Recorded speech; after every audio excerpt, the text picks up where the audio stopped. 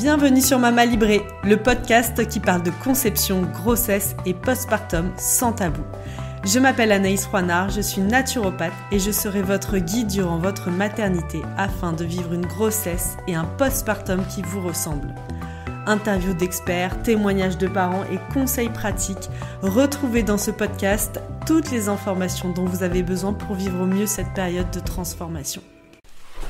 Donc bonjour Fiona. Bonjour Anaïs. Bienvenue dans le podcast Mama Librée, que tu connais bien puisque tu l'as beaucoup écouté. Exactement. Aujourd'hui, je suis ravie de te recevoir derrière le micro pour que tu partages ton parcours, ton chemin vers la maternité, puisqu'on s'est connus au cabinet. Tu étais venue me consulter pour de la naturopathie, mais aussi du psychogestionnel. Oui. Et c'est marrant parce que je me suis souvenue, avant qu'on débute cette interview, que quand tu étais venue pour le psychogestionnel, tu m'avais dit ne pas vouloir d'enfant. C'est ça. Et donc on a fait pas mal de chemin ensemble. C'est ça. Et j'aimerais beaucoup aujourd'hui que tu partages ton expérience et qu'est-ce qui a fait que toi, ton désir d'enfant, finalement s'est transformé, ton non-désir d'enfant s'est transformé en désir d'enfant. Ok. C'est vrai qu'initialement, donc, on avait fait de la psychogestionnelle ensemble. Et puis, il y a eu surtout une séance particulière qui était vraiment de mon historique familial et, on va dire, un petit peu l'origine de ma naissance. Et tu m'avais fait faire un atelier pratique, on va dire. Et de là, de cet atelier pratique, on en a parlé. Et tu m'as dit une phrase qui vraiment m'a percutée. Et je pense que en fait, cette phrase, elle a été dans mon cerveau, dans mon cœur. Et elle a grandi. Et je me suis aperçue qu'en fait, des fois, on ne veut pas d'enfant. Mais c'est pas forcément une idée préconçue. Mais on pense qu'on n'en veut pas. Mais on va pas forcément gratter en fait un peu l'origine. Et c'est vrai pourquoi on n'en veut pas finalement. Le pourquoi on n'en veut pas. Est-ce que toi, avant qu'on fasse le travail ensemble, tu l'avais déjà un peu identifié, le pourquoi t'en voulais pas, ou tu te faisais une autre idée de... Alors j'avais vu une psychothérapeute pour vraiment un suivi, on va dire, entre guillemets médical. Et je me suis vite aperçue que c'était plutôt théorique et... moi, j'avais besoin peut-être que ce soit un petit peu plus... Parce que parler à côté de quelqu'un qui vous dit oui, non, peut-être, et qu'est-ce que vous en avez pensé, ça ne fait pas forcément avancer. Alors que les ateliers qu'on a fait au fur et à mesure, il y en a qui m'ont aidé, on va dire, c'était des petites marches. Et il y en a vraiment une qui a été décisive pour moi, quoi. Et en fait, ça a vraiment mis un point de focus sur... c'était par rapport à mon histoire perso. Côté paternel et je me suis dit oui, la révélation elle est là, c'est ok, j'ai eu cette historique là, j'ai eu cette vision là. On croit toujours qu'on va reproduire le schéma parce que c'est ce qu'on nous dit, hein. Et le on nous dit des fois c'est pas forcément très bénéfique pour nous et du coup comprendre, l'accepter et se dire ok, mais c'était sa vie, c'était pas la mienne. Et voilà. Il a fait des choix avec ce qu'il avait, comme au vu de son histoire, de son historique, d'où il en était dans sa vie. Et il a fait ce parent du mieux qu'il a pu avec ce qu'il avait à ce moment-là. Voilà. Mais c'est pas la mienne en fait de vie. C'est ça. Je vais pas reproduire forcément la même chose. Exactement. Et en plus, je fais le travail pour me libérer de ces schémas éventuels, de ce qui m'a été transmis. Et donc la réflexion que tu m'avais faite lors de cette séance, elle était vraiment, elle a été vraiment, vraiment une révélation. Et en fait, c'est comme je disais, elle a été vraiment dans ma tête, dans mon cœur, et elle a germé jusqu'à temps qu'un jour, au mois de décembre, en 2021, j'ai fait un test de grossesse, et mon test de grossesse était positif. Ok, est-ce que cette grossesse, tu l'avais prévue ? Est-ce que c'était tout timé ? Comment ça s'est passé pour toi ? Alors, il y a des choses qu'on ne décide pas forcément. Je pense que... D'ailleurs. La petite graine qui était dans ma tête, il a fallu qu'elle... le corps était quand même un petit peu verrouillé, l'esprit aussi. Donc, je pense que ça a mis aussi le temps de digérer tout ça et de se faire à l'idée... ok, ben je ferai du mieux et il n'y a pas de modèle et il n'y a pas de raison que les autres y arrivent et pas moi. Et j'avais aussi dans mes petits soucis des besoins de contrôle, etc. Donc le besoin aussi de se dire, bah là on ne contrôle pas, il y a du lâcher prise et ça va le faire et pas de problème, quoi. Et c'est vrai que je sentais au fond de moi que j'étais enceinte. Après, on a toujours besoin de ce petit truc qui dit oui. Et puis alors moi, comme je suis un petit peu, voilà, Saint Thomas, il faut croire. Donc évidemment confirmé par une prise de sang. Et à ce moment-là, moi qui croyais que j'allais être complètement paniquée à cette annonce, pas savoir gérer, bah, ça m'a mis une très grande joie intérieure. Trop bien. Ok. Et comment s'est passée ta grossesse ? Est-ce qu'il y a eu des moments plus confrontants ? Est-ce que tu as eu l'impression que... Bah justement, le travail que tu avais pu faire en psychogestionnel, il te servait, ou est-ce que justement il y a des choses que tu percevais peut-être qui te touchaient émotionnellement et que tu savais peut-être plus facilement la provenance ou... Alors c'était surtout par rapport aux émotions, gérer de comment je le tiens, pourquoi j'ai cette peur, où elle me vient, savoir la visualiser, de se dire ah oui mais c'est par rapport à ma vie perso, ça vient de là, ok je le gère, mais toi comment tu penses, ouais, de se remettre à notre niveau, de se dire oui bah j'ai peur de ça parce que, ou j'ai peur du non-contrôle parce que, et de savoir en fait où le trouver, de quels parents, de quelle famille, de quel voilà, enfin arriver à le retracer. La source quoi. La source et de se dire ok ben je le gère, j'ai cette appréhension, j'ai ce point-là, mais ok je sais d'où ça vient, on va le gérer tranquillement. Et sinon moi j'ai eu une grossesse très suivie, alors forcément j'approchais la quarantaine, donc déjà bon, ben, on a des batteries d'examens un petit peu particuliers, et puis c'est vrai que moi mon corps a été un petit peu lent au démarrage, donc j'avais un petit peu plus d'examens que les autres de surveillance, donc des échographies tous les mois, des prises de sang tous les mois, et en plus parce que j'avais un médecin très particulier qui me faisait voilà, des examens très poussés tout le temps, pour être sûr. Donc okay. Moi qui aimais le contrôle, bon bah là j'étais plutôt assez rassurée. J'étais bien contrôlée. Peut-être trop, mais voilà. Mais c'était ton besoin. C'était pas vraiment un besoin, je sais qu'il fallait passer par là et moi qui étais un peu sur mon nuage à me dire trop bien, je suis enceinte, je suis trop contente d'être enceinte, bah tous les mois ces contrôles, ça me faisait rappeler qu'au final, oui c'est trop bien, mais alors la grossesse c'est trop bien, mais ça nous rappelle quand même à la réalité qu'il vaut mieux toujours tout vérifier. Enfin, voilà, Parce que c'était quoi le risque pour toi dans ta grossesse ? En fait, mon bébé n'a pas très bien grossi le premier trimestre. D'accord. Donc, on partait sur ce qu'ils appellent un petit poids. C'est-à-dire qu'à la naissance, même s'il avait été à terme, il aurait eu un poids de prématuré. Ce qui s'est passé, puisque ma fille, quand elle est née à 8 mois, elle est née à 1,8 kg. Donc, qui n'est pas beaucoup. Donc, il fallait quand même regarder si elle évoluait quand même bien. Il fallait qu'elle évolue, parce que voilà, j'ai su a posteriori que si elle n'avait vraiment pas évolué, j'aurais pas pu la garder. Et puis après, c'était sinon, si vraiment à un moment ça stagnait, c'était accoucher prématurément pour pouvoir la mettre en couveuse et lui amener ce que moi je n'arrivais pas à lui amener. Donc extra-utéro quoi. Est-ce que ça, il y avait une raison particulière ? Tu as su un peu les raisons médicales ? La raison médicale, pour faire très simple, c'est juste que le sang, l'artère qui amène le sang au placenta n'a pas marché tout de suite. C'est un peu, donc, ce qui met vraiment un coup de jus au premier trimestre, ça s'est pas passé et en fait j'ai loupé, la croissance de mon bébé a été un peu loupée sur les 3 premiers mois, c'est-à-dire qu'elle n'a pas évolué à la vitesse qu'il aurait fallu pendant ce premier trimestre. Mais après ça n'a pas eu d'incidence sur son état de santé? Après après ça s'est passé normalement, mais sauf qu'effectivement comme au premier trimestre ça avait pris du retard, forcément on voulait quand même voir qu'après mes artères marchaient bien et que bébé était bien alimenté en sang. Ok, comment ça s'est passé donc après pour toi la grossesse? Donc il y a eu tous ces contrôles, donc toujours un peu peut-être le stress de l'avant-contrôle et le soulagement d'une fois que c'est fait de savoir que tout va bien, je suppose. C'est ça, ouais. Après j'avais une sage-femme qui était très bien, donc qui nous a pas mal informé sur tout ce qui était allaitement et sur tout ce qui était accouchement par voie basse, naturelle. Donc à chaque fois que j'allais au cours, j'étais dit l'allaitement, je me disais Bon, peut-être de 3 mois, enfin voilà, la tétée d'accueil, pourquoi pas. Bon, on verra, je me suis dit ça, on verra plus tard, on verra sur le moment. Je pense qu'il y a des choses on peut pas forcément trop anticiper. Par contre, l'accouchement, je m'étais dit, c'est sûr, moi, pas de péridurale, tac, voie naturelle, ça va se passer nickel. Alors elle me dit, ouais, mais vous savez, le premier, ça fait un peu mal. La douleur, vous inquiétez pas, je fais beaucoup de sport, je fais du trail. La douleur, je connais, pas de problème. Donc j'étais sûre de mon coup. Ok.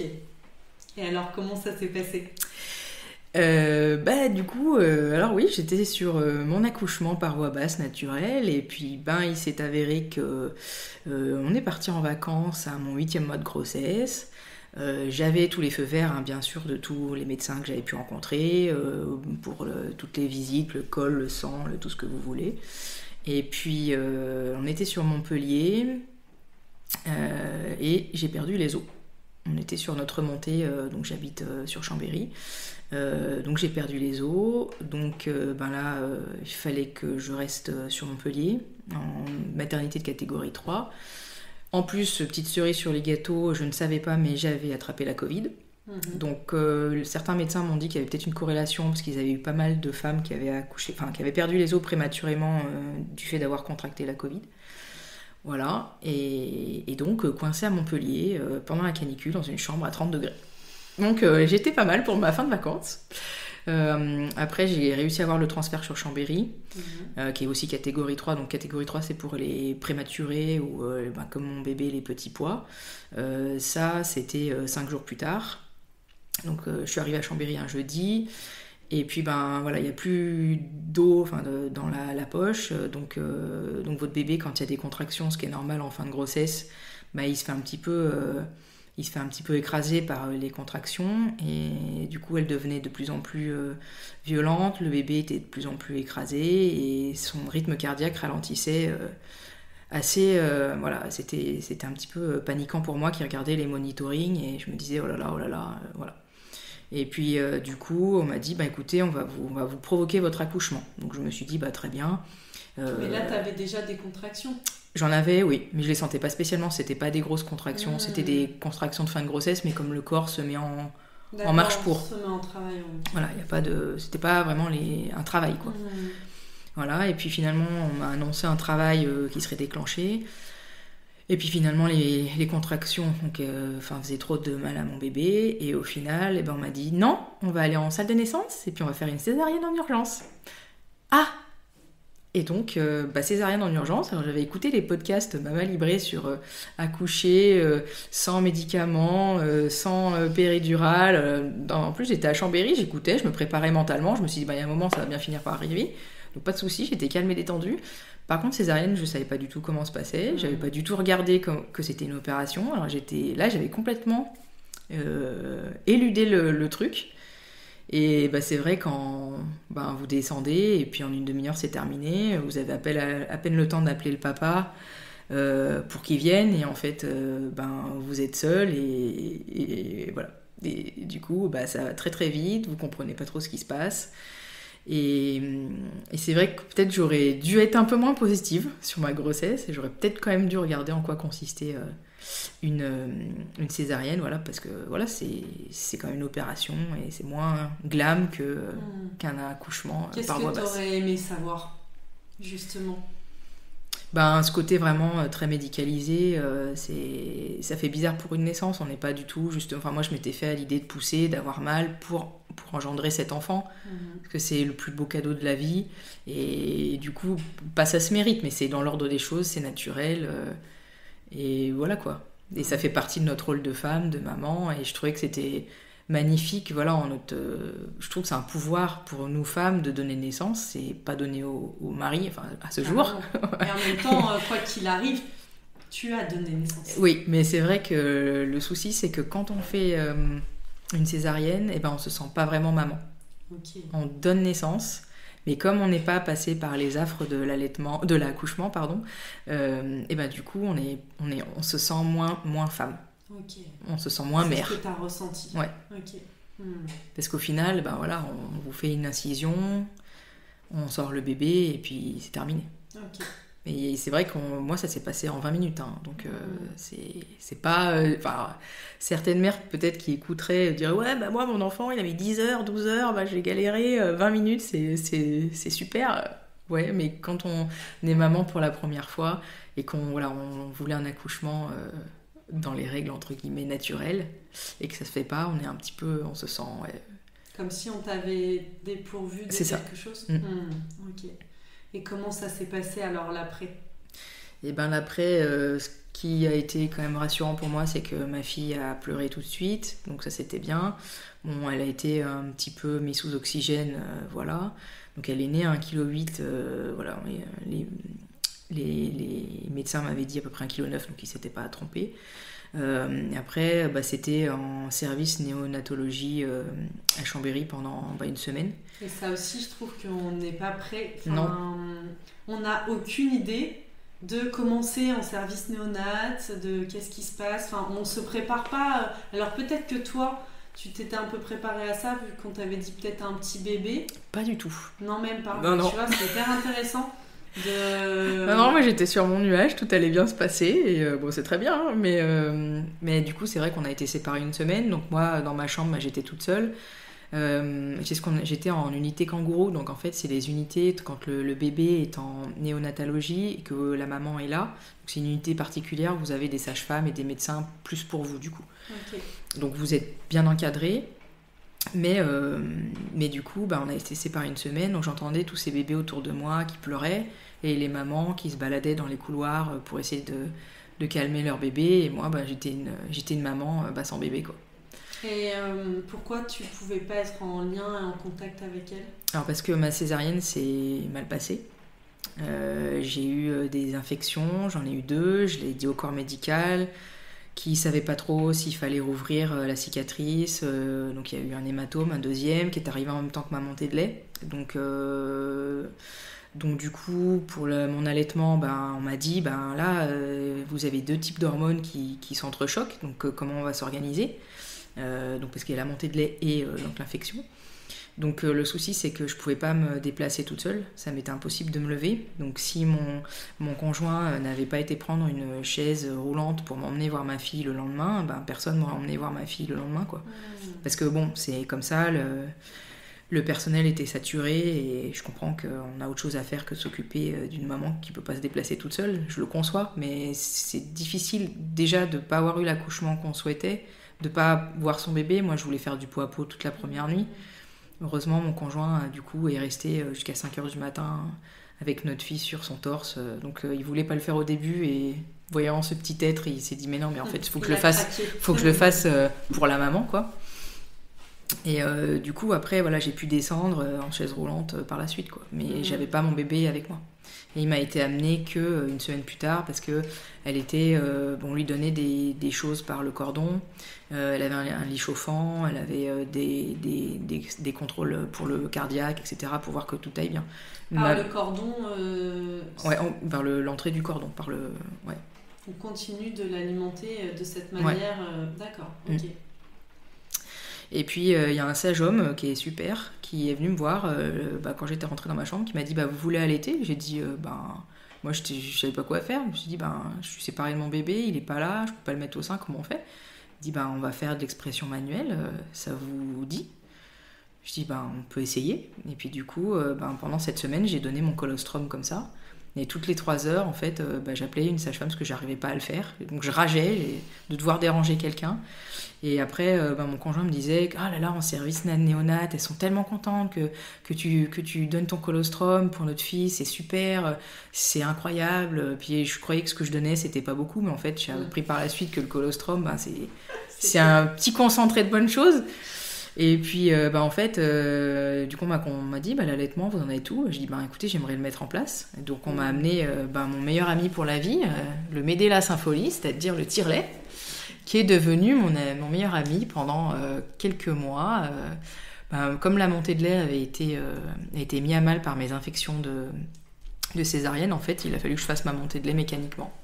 Donc les sages-femmes étaient un peu embêtées pour moi, mais elles m'ont dit si ça vous tient à cœur, toutes les 3 heures, il faut tirer votre lait pour donner à votre bébé, sachant que je la mettais quand même au sein, mais comme c'était un petit bébé qui n'avait pas beaucoup de force, Elle tétait peu et voilà. Donc il fallait tirer quand même et on lui donnait, elle avait une sonde nasale, donc on lui donnait le reste du lait par sonde nasale. Donc j'avais les tétés pesées, donc tétés avant, tétés après pour savoir combien elle prenait. Parce que j'avais droit de sortir de l'hôpital une fois que ma fille aurait passé 2 kilos. Ok. Et sachant qu'à la naissance, vous perdez toujours 10% de votre poids et ma fille était tombée à 1,6 kg. Donc il a fallu gagner 400 grammes. Ok, quand même. Et alors, vous êtes sortis au bout de combien de temps ? Alors, on dirait qu'on est dans un escape game. Alors, c'était l'escape game de la maternité. Je suis sortie. Voilà, alors bon, bref. Je suis sortie après 1 mois après mon accouchement. Ok. Voilà.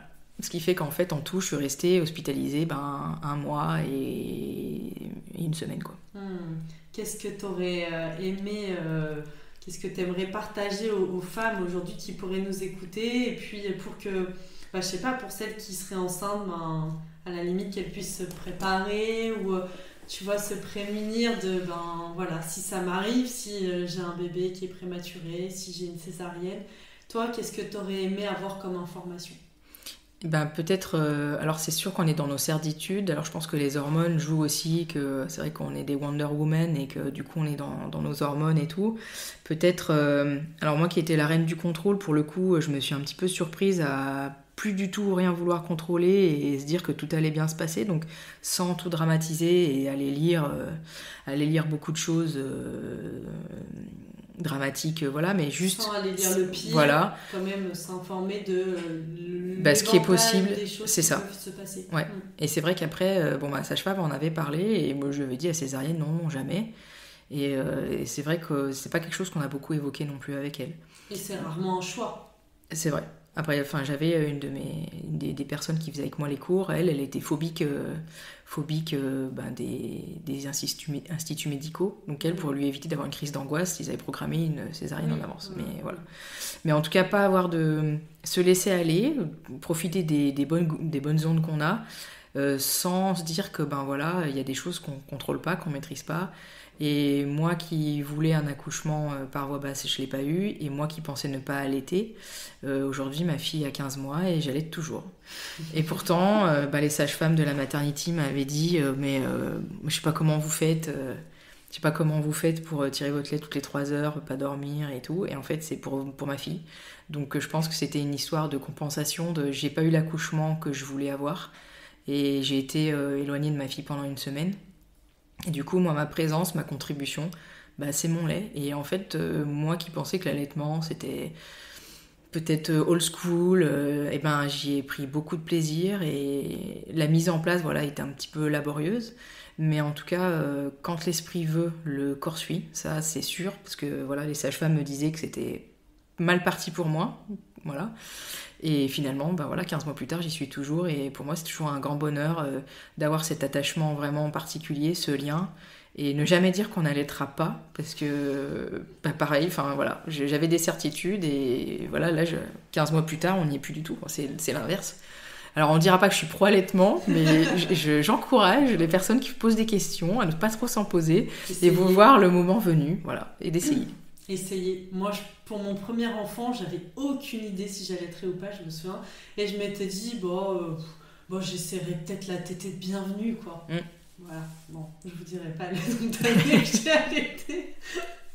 Mais un certain nombre d'années, finalement, parce que, en fait, ça se faisait. Et puis, après, il y a tellement de choses qui se vivent, qui s'expérimentent et qui sont propres à chacune. Juste se laisser l'opportunité de vivre les choses.